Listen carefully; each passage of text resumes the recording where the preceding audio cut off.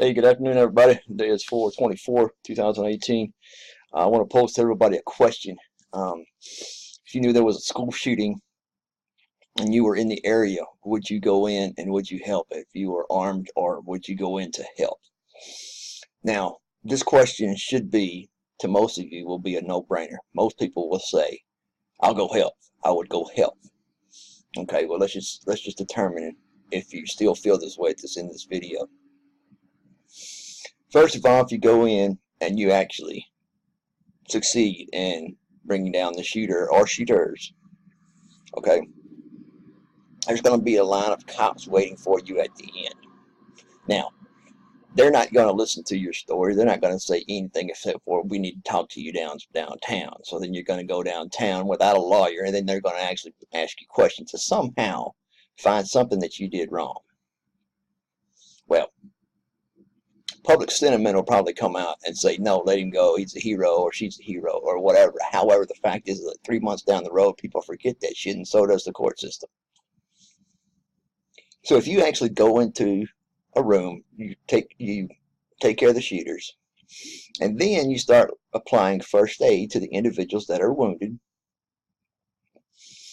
and you start triaging these individuals, whether if they're dead, you notice that they're dead. If they're ambulatory, you notice they're ambulatory. If they're crisis, they need to go to and they need to go a lifeline. They need to be taken first. So you pretty much do your own little triage there, so you can alert the mechs when they get there what you've already done.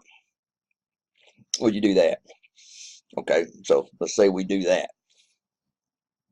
Well, what will happen is this. It's simple. Is that after all the hoopla and all the shit's going on, you'll be on CNN and on freaking Fox News as a hero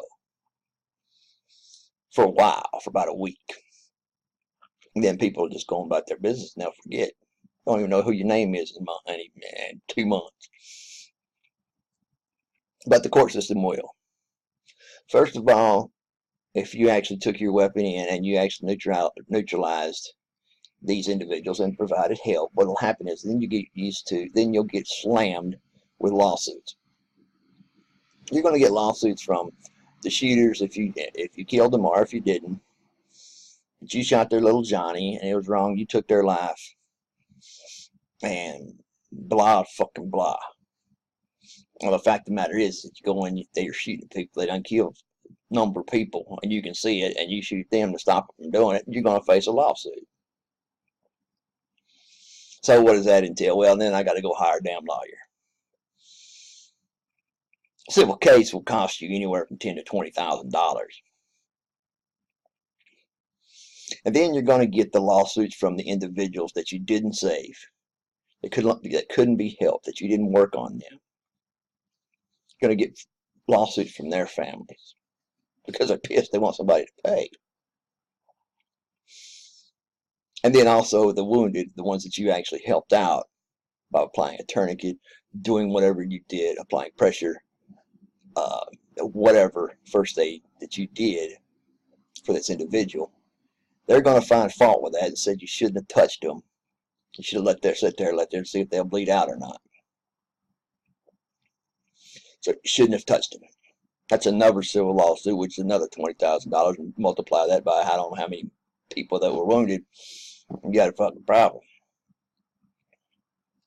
Now this is all in the civil case. This doesn't matter if it's whatever tells a criminal case. But let's say, for example, that you only are authorized to have a weapon in your home for self-defense. You don't have a permit or whatever to go out and rescue people or whatever. Then we go, well, gun violation. That's another lawyer. That's more money. So basically, my basic question is, if you just sit back and you just actually determine what can actually possibly happen to me after this is over, I think some of you will come up with a different answer. I think some of you will say, "Shit, I don't want that hassle." And then you're going to be berated by the cops because the fact is that you went in and they were sitting back there getting their shit together, and you just went in to go toward the shooter. They're going to say, "Stop or I'll shoot." My gut reaction to it, what are you going to shoot me in the fucking back? Fucking coward. But it'll take them 10 or 15 minutes to realize what's going on when they know where the shooter's at and they can go get it. But no, they got to wait for higher authorities. And all these cop vehicles, they'll rally around this one point, which is the entrance and the exit, and then the ambulances can't get in. They got to stage the ambulances down here, and they call them in one by one. Meanwhile, you got kids that are actually hurt, that are ambulatory, that you need to get an ambulance right now. But they'll be reviewed by the medics, and then they're going to come back. All this is wasting time, and guess what? If you're bleeding out, and it's profusely, you've got probably about an hour to get to the fucking hospital, if that. With a tourniquet, that just buys you time. It's not a solve-all. It's not. It just buys you time. That's what you want is time. And they're out there wasting half of it trying to figure out what's going on, who they can let in, who they can't. What the fuck? They have no idea. You think maybe they would have planned for this ahead of time. Maybe a couple of drills, or maybe, something. Somebody might have drew it up on a piece of paper and said, if this happens and this happens, and this. No, we don't do that here in America anymore. Our cops are just reactive. They're not proactive, they're reactive. As we see in Broward County, I posted some on mine and Hello Gabbers. I posted some news that came out from Broward County this today. They're in front of a commission, a safety commission. Now they're determining that, well, the 9/11 system wasn't working. The damn radios for the cops were broken, and then now we're finding out that the construction of the building wasn't even right. Because the fact is that you had to get a key and go outside to lock the door and then go back in. We got some brilliant son of bitches, I guarantee you that. The thought of that shit. So anyway, but you can't lock it from the inside. Did I mention that? Okay, you can't lock it from the inside. You got to go outside, lock it, then come back in. I don't want to be the volunteer that does that shit, do you?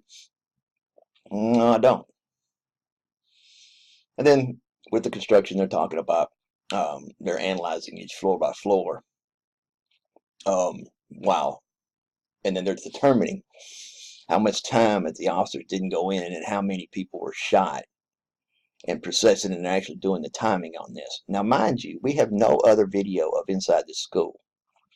Okay, I don't know about you, but when I go to school, okay, back in my day, we didn't have cameras neither, but they learned real quick. They started putting cameras in there, so whenever you go down to the principal's office and see you're doing that shit, you're suspended.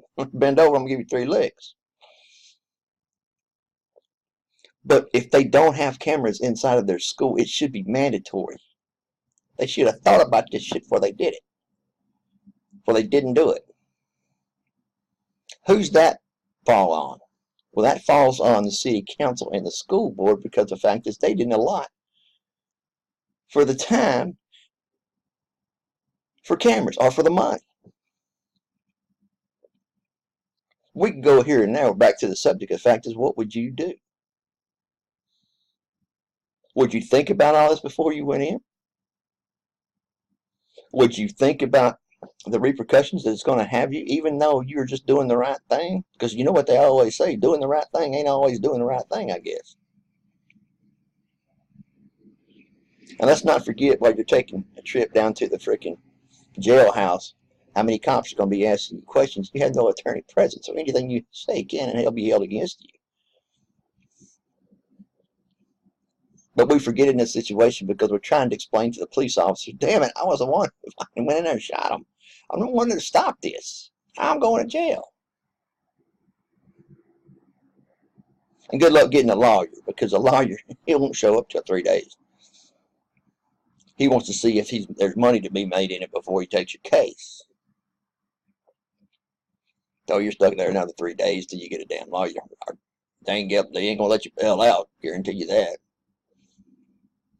But it'll take 3 to 4 days for them to figure it out. But then you're still going to go to trial. There's still going to be a trial. The court system has gotten good at the statute of limitations. They put you on trial right before the statute of limitations is over with. So, and there's no statute of limitations for murder. So they can keep you in the system for freaking you die. Meanwhile, you got all these bills piling up because the fact is that we got civil lawsuits and you got lawyers to pay and all this shit. Just for doing the right thing. So now, when did we decide, or where do we decide that we can actually do something and be effective without worrying about possible repercussions? Because the fact is that all we did was go in there and help people. When the courts get through with it, they ain't gonna leave you a pot to piss in. Just freaking attorney fees alone will break people. Will bankrupt people. So once again, I ask, but all this is going to be piling up. I'm sure that most of you out there have talked to intelligent people on mine and Gabbers, but it's something you would think about. Now, if you haven't thought of it already. So then you would come complacent. You would just say, oh, shit, there's somebody in their sheet. Yeah, somebody in their sheet. Go get them, officers. Then they come back and they say, well, you're putting your life in danger and the cops are trying to save your life. Okay, this is the same situation I ran through at Harvey. I explained to the officer, look, I'm volunteering to go help people. I understand I may get shot. Or I tell those officers in Harvey, I understand I may drown. I'm taking that risk. I'm saying so right now. But now you're going to court because the fact is that, you know what? You took on that responsibility, but the court's going to take away your right to do it. So what would you do? That's the main question. When lawyers and the courts get involved in this, it's going to be an never-ending scenario for you. You're going to be wrapped up in court for the rest of your life. Not to mention the character assassination you're going to have to go through, and all the freaking social media and all this other shit. Yes, you will be a hero for about one day. Then, in a month, you're going to be the villain. Think about that. Let's think about where we're at in America. Let's think about wouldn't you hope that if you were in trouble, that somebody would come to your aid? Somebody would say something, do something to help you? Or have we reached that day and age in our society to where the fact is, fuck you, bleed out, man, I don't care. I don't care. I ain't getting involved in that shit.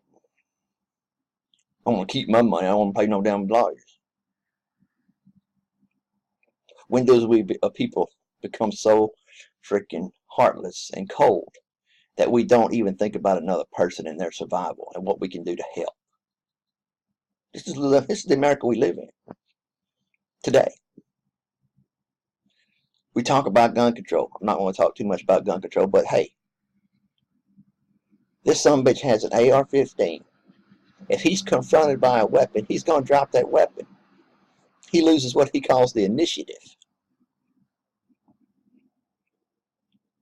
So let's start banning knives now like we do in England, and let's start looking at vans like they do now in Canada. They're going to be doing that after that damn van. And let's hide that the individual was a Muslim for as long as we can, because we don't want to start a riot. We're going to withhold the truth from the public. That sounds about right, doesn't it?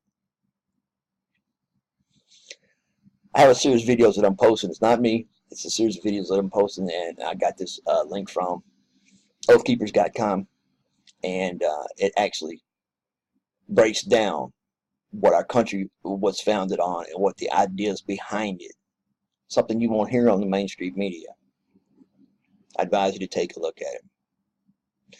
And I have been on Cop Watch. I have actually been watching some videos, but I'm getting pissed off because now we got these guys making these videos now. Instead of helping out, answering questions, they go on and they talk about how great they are, how they got arrested, and all this kind of shit. Well, I wanted to know how the hell to get away from getting arrested. So, guys, let me tell you real quick. You want me to follow you? You don't follow me. Shut the hell up. I'm out.